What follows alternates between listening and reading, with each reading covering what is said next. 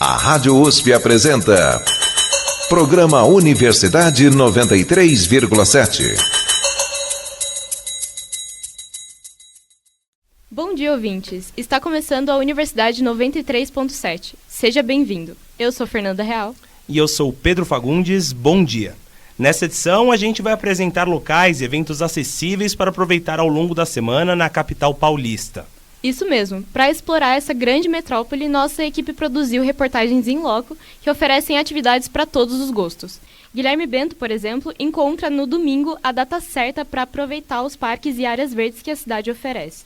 Murilo César utiliza da pacata segunda-feira para visitar o Mercadão de São Paulo, ponto de inestimada importância histórica, cultural e econômica para a capital paulista. Lucas Torres Dias destina a terça-feira para um passeio gratuito no Museu de Arte de São Paulo, cartão postal da cidade. Leonardo Vieira vai a um ginásio esportivo na tradicional quarta-feira para acompanhar uma partida profissional de basquete.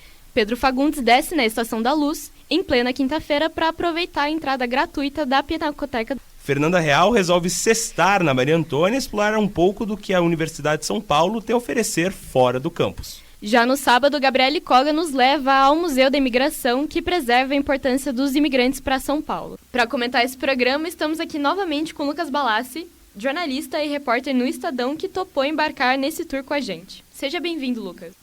Obrigado, Fernanda. Obrigado, Pedro. Felizão de estar aqui de novo para poder falar com vocês de cultura e lazer na cidade de São Paulo.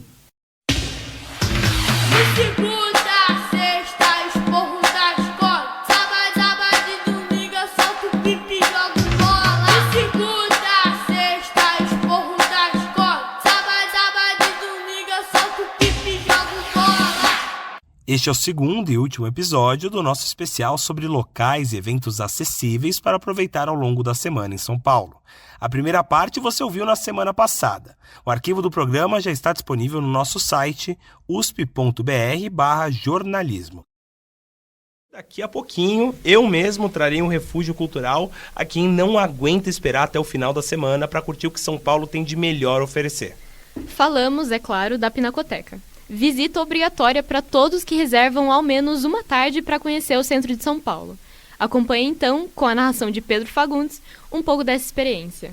Próxima parada, Estação da Luz. Subindo as escadarias da estação mais famosa e tradicional de São Paulo, me deparo com uma maravilhosa obra arquitetônica, a Pinacoteca do Estado.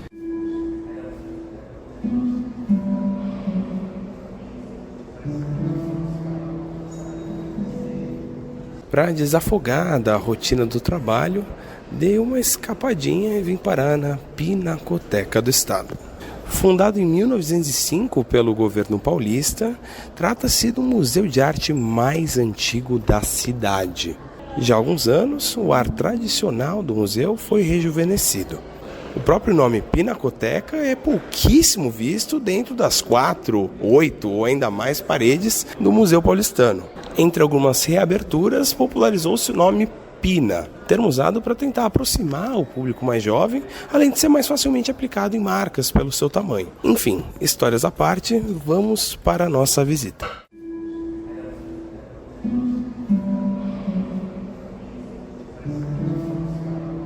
Logo na entrada, após cruzar a primeira das várias pontes do passeio, nos deparamos com a Sinfonia das Cores, de Sônia Gomes.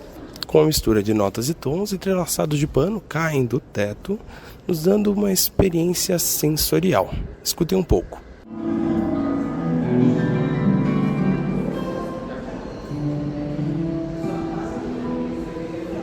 Seguindo em frente, o público enfrenta pela primeira vez duas opções para a jornada. A primeira é seguir no acervo tradicional da Pinacoteca, Territórios da Arte. A segunda é curtir um pouquinho da exposição da Marta Minujín ao vivo, que é uma das exposições temporárias da casa. Como meu tempo é mais curto, vou na segunda opção descobrir o que a artista argentina tem a oferecer. Então vem comigo me acompanhar pelos principais corredores do primeiro andar da Pina.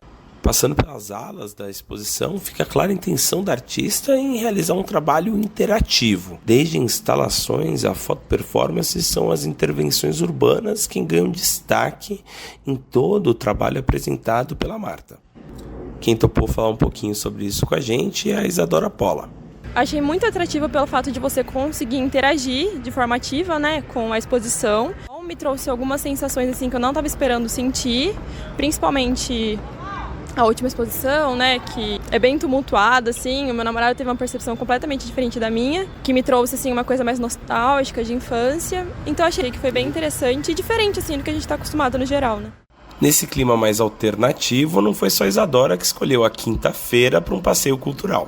A Carolina, por exemplo, veio do Rio de Janeiro conhecer São Paulo e não deixou de visitar a Pinacoteca. Eu fiquei encantada, assim, no Brasil tem um espaço como esse e de graça, né? Assim que a gente consegue aí estimular a cultura, né? Com o passeio encerrado, pontualmente às 6 horas da tarde, o que fica é um gostinho de quero mais. Assim, sou gentilmente levado pelos monitores do museu até a saída, me despedir dessa incrível obra arquitetônica.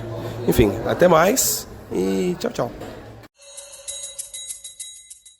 A Pinacoteca é um espetáculo, né? Tanto o Prédio da Luz, que você visitou, como também eu tenho um novo prédio, que é a Pinacoteca Contemporânea, que tem muitas obras que estavam guardadinhas lá no acervo deles, que eles não tinham onde colocar, porque a Pinacoteca tem seu limite de espaço, apesar de ser enorme, né? E aí eles pegaram um espaço gigantesco para expor muito mais obras lá e fazer exposições temporárias também, e fazer workshops, fazer outras atividades, convidar as pessoas, os paulistanos, as pessoas que passam por São Paulo para participar da cultura da cidade. Então, poder fazer isso durante a semana, né? Reservar um tempo para poder fazer isso é a melhor coisa que o paulistano pode fazer. Assim, com certeza, Lucas. Bom, e agora sextou. E pode deixar que o esquenta é diretamente no Maria Antônia.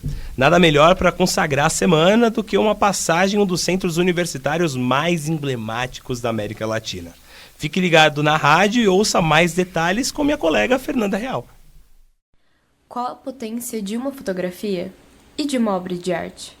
O Centro Universitário Maria Antônia soube utilizar das artes para relembrar aspectos importantes nos movimentos estudantis e civis no Brasil. Com a exposição Batalha a Preservar, Maria Antônia, 55 anos, fotografias de Hiroto Yoshioka, o centro resgata pontos fundamentais nas lutas sociais ao participar e ser atuante na reconstrução de memórias.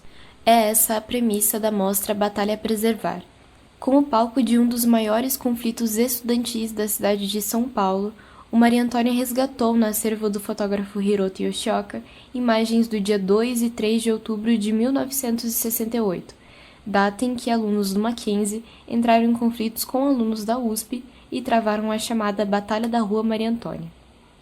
Tem dois aspectos fundamentais, né? O primeiro deles é a possibilidade de expor um material fundamental para a nossa história, né?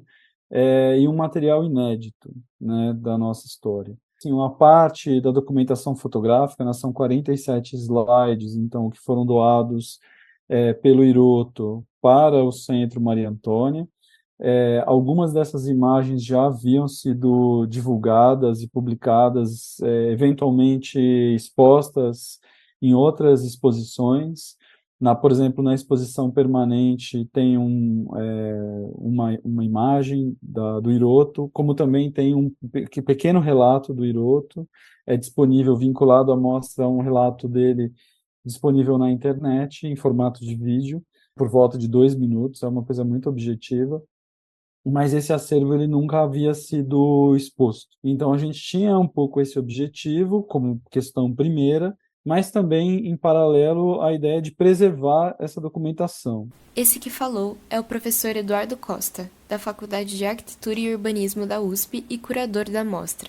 Só para te contextualizar, o prédio da Rua Maria Antônia, na altura do número 249, Vila Buarque, centro de São Paulo, abrigou as faculdades de Filosofia, Ciências e Letras, a antiga FFCL, e a Faculdade de Ciências Econômicas e Administração, também na antiga FCEA, hoje inseridas na cidade universitária, localizada no Butantã, e sempre foi símbolo de resistência política e cultural, especialmente na época da ditadura civil-militar. Débora Neves, também curadora da mostra, explica melhor. Porque a Maria Antônia não é só um prédio que está descolada, ele não é uma ilha, né? Ela está inserida dentro de um contexto político, urbano, cultural muito importante. Então, era um polo de educação e de grande fervor cultural, né? A quantidade de teatros, por exemplo, que tinha na Praça Roosevelt naquele momento, e as ruas eram o palco das grandes manifestações de insatisfação com a ditadura. Inseridos em um perímetro de ideais conservadores e vivendo em um momento de disputa ideológica com integrantes favoráveis ao regime militar, o edifício e os alunos foram alvos de ataques com pedras, coquetéis Molotov, agressões e trocas de tiros que ocasionaram em diversos feridos no incêndio do prédio e a morte de José Guimarães. Para mim foi uma coisa até natural, porque como eu já fazia parte do movimento universitário, né, fui secretário de UE e tudo, então tudo aquilo lá, todos os acontecimentos eram até normais para mim, né, de quem já tinha vivido várias passeatas, eu sabia do risco que estava correndo, inclusive de perder a câmera ou ter os filmes velados, essas coisas todas, né? Então, sabia do risco que estava correndo. Eu estava me resguardando assim, quer dizer, fotografando, porém resguardando fisicamente e materialmente. Essas memórias são do autor das fotografias contempladas na mostra, o fotógrafo Hiroto Yoshioka. As fotografias retiradas por Hiroto revivem momentos não somente históricos para a Universidade de São Paulo, como relembram um período manchado pela violência e repressão na história do Brasil. A exposição, que conta com a curadoria de Eduardo Costa e Débora Neves, também celebra os 30 anos da inauguração do centro e destaca os movimentos estudantis do fatídico ano de 1968 ao trazer tópicos e itens que remetem ao período. Fernanda Real para a Rádio USP.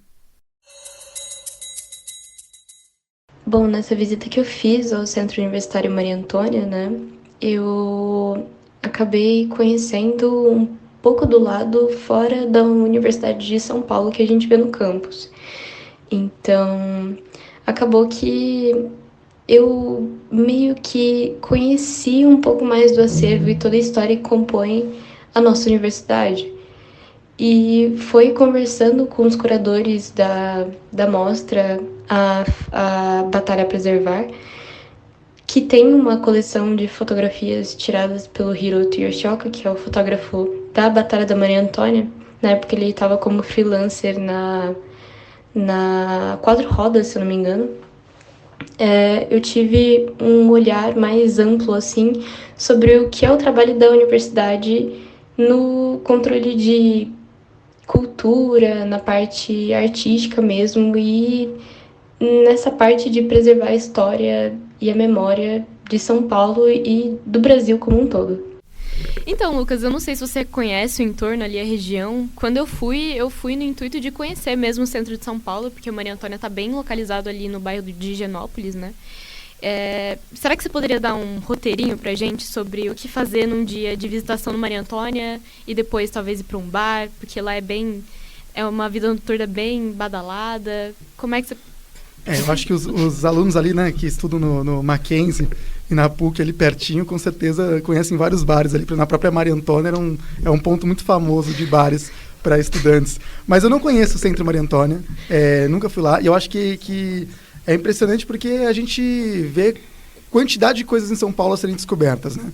Eu acabei conhecendo no programa aqui de vocês, e é muito interessante que é um espaço que já sediou a FEFELESH e que ainda está próximo de universidades, então ainda tem esse público ali por perto para frequentar, e é um lugar, como você falou, né, que tem muita coisa legal por perto, então você pode emendar num passeio no Parque Augusta, você andar um pouquinho mais tem o Parque Buenos Aires, ali do ladinho tem o Instituto Artium de Cultura, que é legal pra caramba, sempre tem uma exposição legal acontecendo por lá, então é um espaço realmente que vale a visita. Eu nunca visitei e agora eu vou querer visitar, porque eu adorei a reportagem, adorei a exposição. Então, estou curioso para saber como é que é por lá. E só um comentário a mais aqui, também recentemente, assim, uns meses atrás, no Halloween estava tendo noitão dentro do Maria Antônia, que tem um Sinusp no Maria Antônia, e tava passando Jennifer's Body. O título traduzido do filme é Garota Infernal. Também não tem como deixar de lado um dos símbolos do perfil plural e, por que não, internacional da cidade de São Paulo. Inaugurado em 1993, o Museu da Imigração é o reflexo de uma metrópole que prosperou, seja econômica ou culturalmente, a partir da chegada de famílias estrangeiras. Quem optou por encerrar a semana com chave de ouro e visitar o local foi a nossa repórter Gabriele Koga. Acompanhe a reportagem. Na zona leste de São Paulo, próximo à estação Bresser-Moca, da linha 3 vermelha, fica o Museu da Imigração do Estado. E é para lá que a gente vai agora. Próxima estação, next station, Bresser-Moca. Desembarque pelo lado esquerdo. Exit on the left side. Eu acabei de chegar aqui na Rua Visconde de Parnaíba e eu vou começar contando para vocês que o antigo prédio da Hospedaria de Imigrantes do Brás, que hoje é a sede do Museu da Imigração, representa mais de 100 anos de história que continua sendo preservada aqui na capital. É até curioso porque no caminho, quando eu estava andando do metrô para cá, deu para observar alguns trilhos de trem aqui na rua do museu. Então, muito histórico. Em uma das primeiras portas à esquerda, depois de passar a bilheteria, a gente consegue ter acesso ao jardim aqui do museu. E é bem bonito, tem várias flores, muitas árvores, o ambiente assim é muito, muito verde. A fachada aqui do museu tem cores claras e traz um ar imponente. E a arquitetura remonta ao século XIX. Vou entrar no museu e vou contando detalhes dessa experiência para vocês nos próximos minutos. Depois de subir um lance de escada aqui no primeiro andar, a gente chega na exposição de longa duração, que se chama Migrar, Experiências, Memórias e Identidades. Ela é dividida em 8 módulos e eu vou visitar cada um deles agora. A primeira coisa que chama atenção ao entrar na exposição é que a gente já se depara com uma parede escura e tem várias palavras que estão muito presentes no cotidiano dos imigrantes, né? Então, colonização, território, Estado, crianças, mulheres, epidemias. E nesse mesmo lugar tem várias perguntas escritas com fios de LED. As perguntas são: o que faz alguém se sentir em casa? Em todo lugar tem um brasileiro? Quando termina a viagem do migrante? A fronteira liberta ou limita? É esse o patrimônio de migrar? E por que as pessoas migram? Ainda nessa sala tem um móvel laranja com vários passaportes em exposição e esses passaportes são de diferentes nacionalidades. Então aqui eu reconheço Estados Unidos, Líbano, Japão, Irlanda e Polônia. Nesse primeiro módulo de diásporas é possível entender como a nossa espécie, Homo sapiens, que teve uma origem bem definida na África, se expandiu para a Europa, a Ásia e depois para a América e Oceania. Nesse momento tem um vídeo passando, contando um pouquinho sobre a definição de migrar e logo abaixo tem um mapa falando sobre a diáspora humana e o fluxo de pessoas. Vou deixar o áudio um pouquinho aqui para vocês ouvirem. Migrar está no sangue da espécie humana e foi graças a isso que povoamos todo o nosso planeta. Dando sequência, os próximos módulos contam um pouquinho da história de quem chegava no Brasil por meio de travessias marítimas. Como a hospedaria do Brás acabou tendo grande influência nesse período. A próxima sala é bem maior que as outras. À esquerda tem um armário de madeira com muitas gavetas e dentro dessas gavetas tem alguns tipos de carta de imigrantes que chamavam, convidavam seus parentes para vir para o Brasil. Andando aqui pela exposição, eu encontrei um funcionário do museu. Estou indo ali conversar com ele um pouquinho.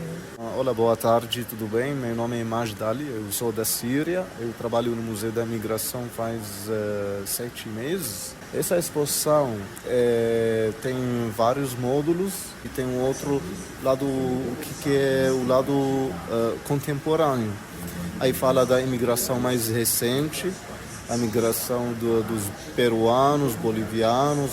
Fala também das fazendas do café. E essa hospedaria era tipo, não era como um hotel que eles podem ficar o quanto que eles querem, não. Eles ficaram só entre 3 a 5 dias. A maioria foram encaminhados para as fazendas do café, para os vários lados do país. A nossa próxima parada é no módulo São Paulo Cosmopolita.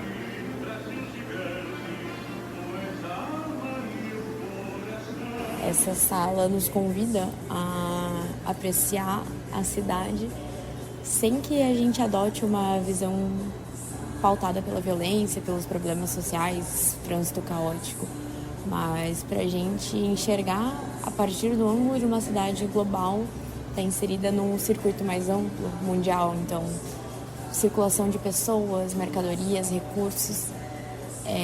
É uma cidade de oportunidade e trocas. A próxima sala aborda os contextos dos bairros do Bom Retiro, Moca, Santo Amaro e Brás, com relação à imigração.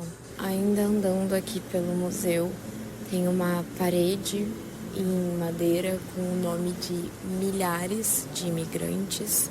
Os nomes estão escritos desde o chão até o teto. Nos faz refletir sobre quantas pessoas fazem parte da nossa cidade, quantas histórias já se passaram aqui e continuam sendo construídas. Aqui na saída do museu eu encontrei um grupo de pessoas conversando sobre a exposição e agora eu vou falar com a Gabriela Strapasson, que é estudante de psicologia e veio de Curitiba para passar o final de semana aqui em São Paulo. Eu acho importante para a gente entrar em contato com outras culturas, para a gente aprender a história de outras pessoas, de tempos passados, e também que a gente acaba sempre escutando, porque o seu avô, seu bisavô veio de tal lugar, e a gente só escuta isso e acabou. E aqui a gente consegue meio que entrar em contato e ter uma coisa mais direta com essa história, não é só algo que alguém te conta, é uma coisa que tem vários fatos aqui, você pode conhecer mais. Por hoje é só, agradeço a companhia de vocês nessa visita ao Museu da Imigração, lembrando que aos sábados a entrada é gratuita. É isso, Gabriele Koga para a Universidade 93.7. Oi pessoal, Gabriele aqui. Baseada nessa rádio-reportagem sobre o Museu da Imigração, eu vim trazer mais algumas curiosidades e comentários para vocês. Anualmente, o museu organiza a Festa do Imigrante, que, como eu mencionei, acontece no espaço em que se dava a antiga hospedaria de imigrantes do Brás. O objetivo é enaltecer as heranças, as tradições e as culturas de diversas nações por meio da participação das comunidades de refugiados, migrantes, descendentes. A edição de 2023, por exemplo, aconteceu nos dias 17, 18, 19 e 20 de novembro. Então foram 4 dias que tiveram a participação de grupos e representantes de mais de 50 países e regiões diferentes. A programação contou com apresentações musicais do grupo Pramen, por exemplo, que é da República Tcheca, dança, artesanato, gastronomia, foi bem variado, assim. Excepcionalmente, no sábado, a entrada do museu não foi gratuita, por conta do grande volume de pessoas, mas a entrada inteira, comprada antecipadamente, custou R$16 e a meia, R$8. Na hora, esses valores foram de R$20 e R$10, respectivamente, e crianças de até 7 anos e PCDs não tiveram que pagar o ingresso, então o acesso foi gratuito. Lucas, antes de aproveitar a boemia, por que não tirar um tempo para curtir os locais que preservam a história da cidade? Olha, eu vou te dar uma contraproposta aqui. Por que não aproveitar a boemia e os lugares, né? O centro tradicional da nossa cidade, o centro antigo da nossa cidade. Tem 2 bares que ficam no centro da cidade, que são muito conhecidos exatamente por ocupar prédios muito antigos e importantes para a nossa história. O primeiro é o Bar dos Arcos, que fica embaixo do Teatro Municipal, que inclusive tem que chegar cedo, porque faz uma fila enorme de fim de semana, mas que vale a visita, é um espaço muito bonito e com cardápio excelente. e o outro é o Bar do Cofre, que fica ali embaixo do Farol Santander, o antigo Banespão, né, que é outro prédio clássico da cidade, também um mirante com uma vista, uma das principais vistas da cidade. Então são 2 lugares onde você pode unir a boemia e curtir também esses espaços tradicionais. Queria até aproveitar aqui para voltar e falar um pouquinho da reportagem da Gabriele sobre o Museu da Imigração, porque é bacana como estão surgindo cada vez mais espaços que contam outras histórias das pessoas, né, e da cidade de São Paulo. Tem o Museu da Imigração, tem o Museu das Favelas, que abriu muito recentemente na cidade de São Paulo, tem o Museu das Culturas Indígenas também. Então, são outras opções de passeio, né? A gente tem os passeios tradicionais que têm que ser visitados, até porque eles também abordam muito esses assuntos. O MASP está com uma exposição de histórias indígenas, a Pinacoteca sempre trata desse assunto também, mas a gente tem esses novos espaços, ou espaços mais recentes, o Centro de Tradições Nordestinas também. Então, a gente tem vários espaços que falam de outras perspectivas, né? Falam da pluralidade da cidade de São Paulo, do impacto que diferentes populações têm na cidade de São Paulo e que também merecem a nossa visita. Ah, perfeito. E falar de pluralidade, querendo ou não, é falar da própria cidade de São Paulo. É assim que ela foi construída, é assim que ela cresceu, é assim que ela prosperou. E por falar em Museu das Culturas Indígenas, a gente sabe que tem um acervo fixo lá, mas que vira e mexe, a mostra acaba trazendo também o lado de outras culturas de povos originários aqui de São Paulo mesmo e também do Brasil todo, né? Sim. Foi até engraçado. A única vez que eu visitei, e foi a primeira, eu fui fazer uma reportagem na região, e aí essa reportagem caiu, eu fui tomar um café com a pessoa que estava me acompanhando, e a gente olhou no outro lado da rua e estava o Museu das Culturas Indígenas lá. Eu olhei para ela e falei, temos uma pauta. Já entrei lá, falei, conseguimos fazer, eu sei que tem uma exposição que abriu aí sobre a Amazônia e tal. E ela falou, manda bala. Aí a gente foi, visitou, a exposição era linda, o espaço é maravilhoso. E um dos espaços ali tinha era um espaço bem aberto, onde as pessoas podiam tirar os seus tênis e andar ali sobre a terra, sobre folhagens e tudo mais. E no meio daquele espaço super vazio tinha um menino indígena com um violão e uma menina, e eles estavam tocando uma música. Eles não eram parte da exposição, eles estavam ali visitando, e eles com um violão e ela cantando, ele cantando juntos, tocando. E eu acho que foi uma das imagens mais bonitas que eu vi esse ano, assim, foi poder presenciar esse momento. Então, às vezes a gente encontra a cultura em São Paulo sem querer, né, também, que é muito interessante.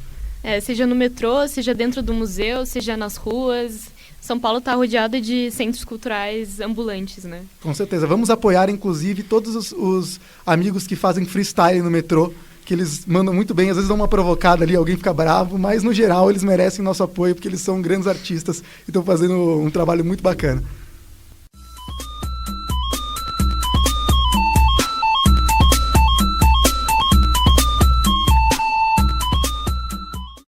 Esperamos que vocês e o nosso ilustre convidado tenham gostado de explorar um pouquinho do que a cidade de São Paulo tem a oferecer durante a semana.